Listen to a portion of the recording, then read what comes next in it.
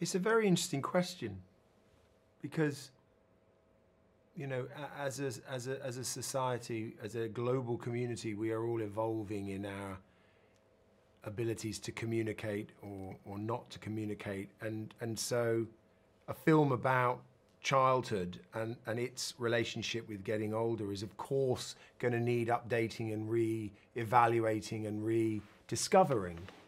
And that's very much at the heart of this new rendition. It feels very modern while being very respectful of the source material and true to its period, the period that it's set in, whilst feeling the room around, you know, being a modern child and trying to understand one's place in the world as a child today. More than years ago? I would hazard a guess that perhaps so. I think, you know, at the turn of the century, adults probably were less likely to admit to wanting to be children, or at least weren't encouraged to talk about childhood and the fears of childhood. You know, don't forget this was pre-teens. There was no such thing as teenagers in the turn of the century. That didn't really come about till the 60s.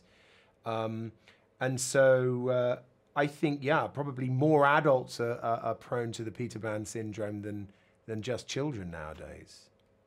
You choose your role. I may surprise you when I say no. I mean, honestly, they were just all jobs and wonderful opportunities to take on quite iconic roles or play in iconic galaxies or worlds that as an actor I was always curious about. I think one of the most exciting aspects of being an actor is taking your craft and taking the medium to different places, to different challenges, and to investigate different ways of telling stories.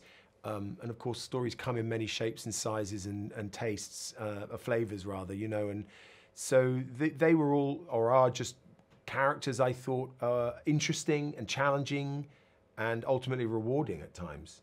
Indifferent. Definitely. I mean, I think one of the wonderful things about the original book is it does have such a uniquely childlike sensibility to it. It really feels like it is a story being told spontaneously by someone who understands what children want to hear and how they think, and more importantly, what they feel. There's an emotional honesty to the original. As ludicrous and ridiculous and silly as the original text sometimes is, there's a real emotional truth to it. And it was important to me to hang on to that, and then to also expand upon it with all that we've learned in the years since it was written about how children feel and how they process their emotions and what they aspire towards. So that was something that was key to our approach in writing the script.